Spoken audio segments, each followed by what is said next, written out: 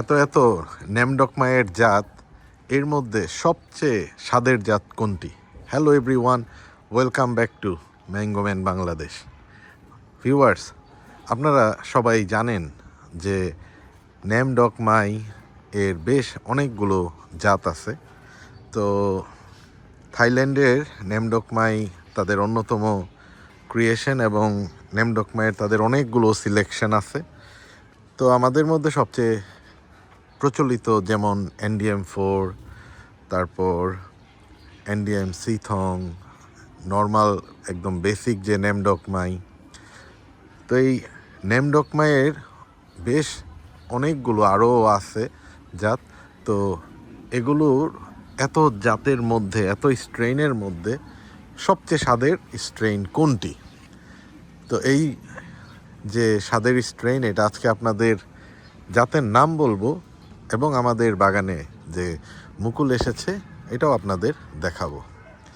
কথা বলতে বলতে কিন্তু ভিউয়ার্স চলে এসেছি। দেখুন, মাশাল্লাহ, খুব সুন্দর ফ্লাওয়ারিং হচ্ছে। এই জাতের প্রথম মুকুল আর কি আমার এই বাগানে। এবং এখানে যেমন একদম মুকুল হয়ে বের হয়েছে, কিন্তু অনেক বাকিগুলা সবগুলাতেই মিক্স ব্লুম হচ্ছে আর কি। এই যে আগে পাতা বের হয়েছে, পরে ভিতর থেকে মুকুল আসতেছে। এখানেও দেখেন, এখানেও আগে পাতা বের হয়েছে, পরে পাতার গোড়া থেকে মুকুল বের হচ্ছে প্রত্যেকটাতেই। এই যে এখানেও যদি দেখেন, একটা ক্যারেক্টারিস্টিক্সের মতোই, আগে পাতা, তারপরে পাতার গোড়া থেকে মুকুল বের হচ্ছে। এই যে আজকে আপনাদের এটার পাতার যে বৈশিষ্ট্য, পাতাগুলো একটু চিকন লম্বাটে এবং সাইড দিয়ে একটু উইবি পাতাটা দেখতে পারবেন। এবং বাংলাদেশে বেশ কয়েকজন এই জাত দেখিয়েছে, আমি তাদের ফলনটা দেখি নাই, কিন্তু চারা বিক্রি করতে দেখেছি। নেমডকমাইয়ের যে সুইটনেস আর এটার যে টেস্ট প্রোফাইল, ফ্লোরাল হানিটা আরও অনেক বেশি রিচ এবং এটার টেক্সচারটা আলট্রা সফট।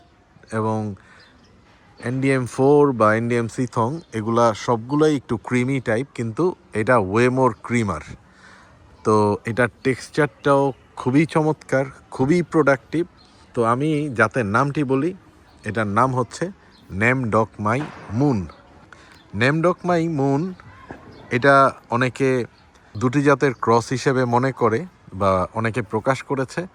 একটি হচ্ছে নেমডকমাই এবং আরেকটি হচ্ছে কিউসাবয়। অনেকেই থাইল্যান্ডের বিখ্যাত জাত কিউসাবয় এবং নেমডকমাইয়ের ক্রস হিসেবে নেমডকমাই মুনকে প্রচার করে থাকে। তবে আমি যতটুকু রিসার্চ করেছি, আমি যতটুকু দেখেছি যে এইটার যে হিস্টোরি, ওই কোথাও এটা পাওয়া যায় না এবং অথেন্টিক কোনো আমি রিসার্চ দেখতে পারিনি যেখানে বলা হয়েছে যে এইটা এই দুইটা জাতের ক্রস। তবে আমি যতটুকু পেয়েছি যে এটা হচ্ছে একদম আলাদা একটা স্ট্রেইন।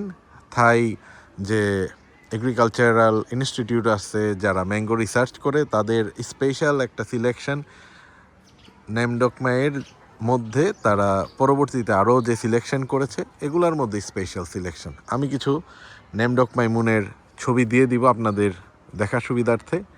তো এটার হারভেস্টিং যে টাইম, থাইল্যান্ডে কিন্তু এটা একের অধিক ফলন দিয়ে থাকে এবং ওই জায়গাতে তাদের যে ফার্টিলাইজার ম্যানেজমেন্ট থাকে এবং ওয়াটার ম্যানেজমেন্ট থাকে, ওইটা প্রপার করা এবং প্রুনিংও, এই তিনটা বিষয়, ফার্টিলাইজার ম্যানেজমেন্ট, প্রুনিং এবং ওয়াটার ম্যানেজমেন্ট, এই তিনটা প্রপার ওয়েতে করে এবং পাশাপাশি যে নিউট্রিশন দরকার, খাবার দরকার, এগুলি পর্যাপ্ত দেয়া থাকে বা দেয়া হয়, তখনই এটা সেকেন্ড টাইম ব্লুম হয়।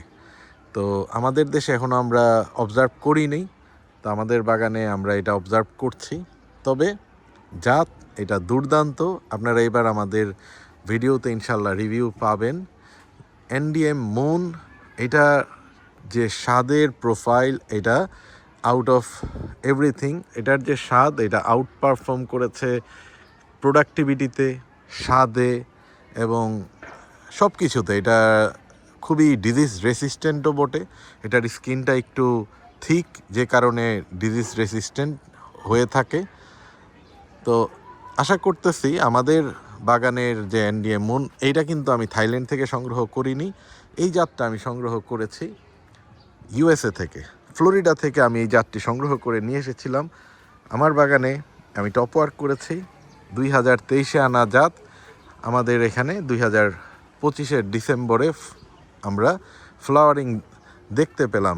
আমাদের বাংলাদেশের আবহাওয়ায় এখন এটা দেখার বিষয়, কবে নাগাদ আমাদের ফ্রুটিং হয় এবং হারভেস্ট টাইম হয়।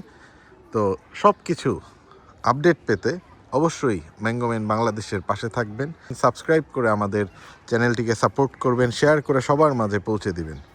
আমাদের পাশে থাকার জন্য আপনাদের আবারও ধন্যবাদ। দেখা হবে আবার নতুন আরেকটি পর্বে। ভালো থাকবেন সবাই। আল্লাহ হাফেজ, টাটা।